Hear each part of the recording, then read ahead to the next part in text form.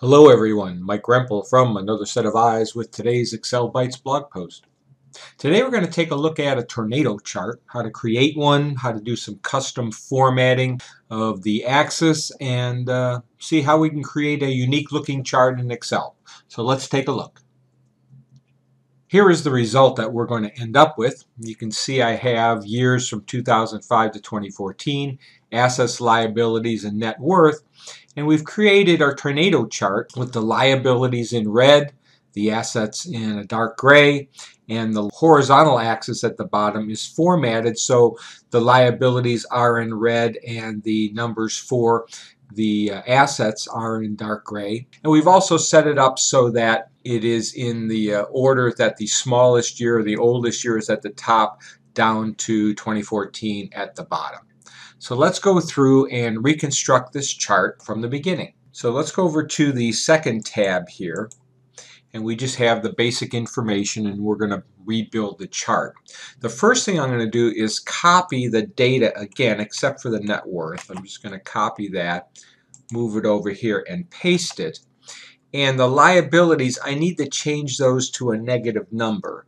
So I'm just going to replace the existing number with equals, minus, and select the number from the original chart, and that gives me negatives, and I'll just copy those down.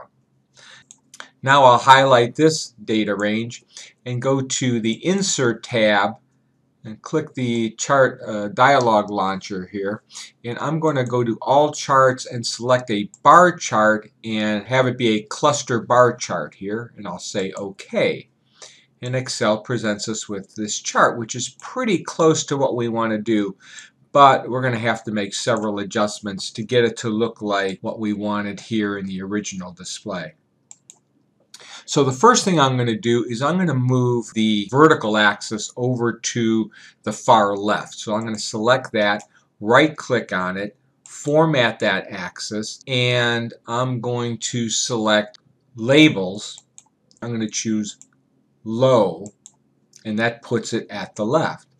In the axis option group, there is a box here for categories in reverse order. I'll select that, and you can see we have now the years listed 2005 at the top to 2014 at the bottom.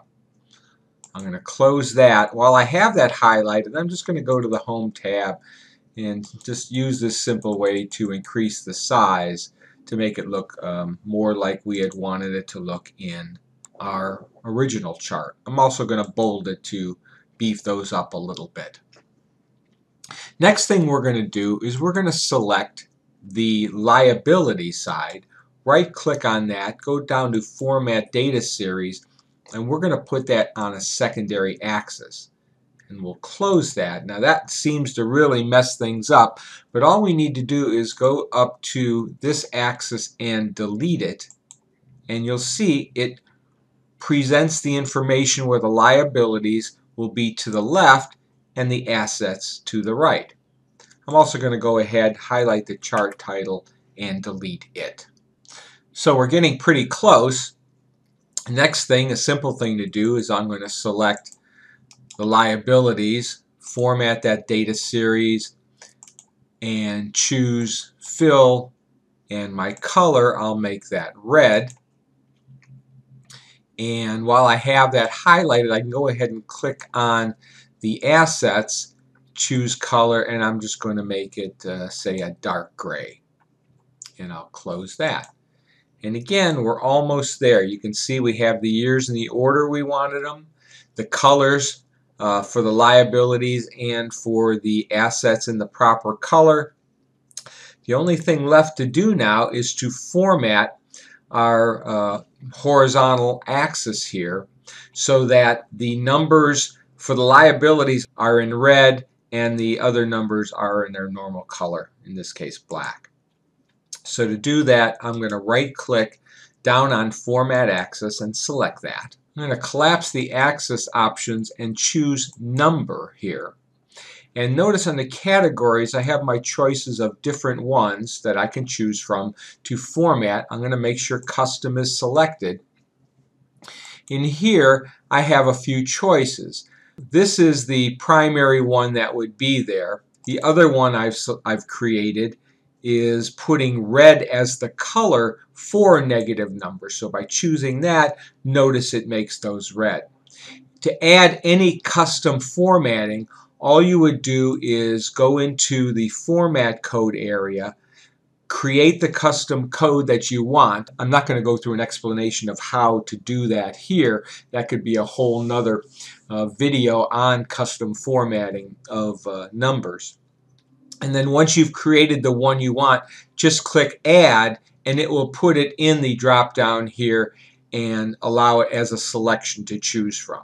So now that I've selected that, again, I'm going to go up to my Home tab, just increase the size to, it's probably a little bit too much, to something like that. And now we can take that, compare it to the original that we wanted, and it looks just about right. The only difference here is I changed the scaling from a 700,000 to 1.1, where this one was from 800,000 to 1.2. So let's change that too. I'll select that, right click on it, format access, and right in the axis options, I'm going to go in and change the 800,000 to 700,000, and the 1.2, look at it, automatically adjusted it to 1.1, so I didn't even need to do that.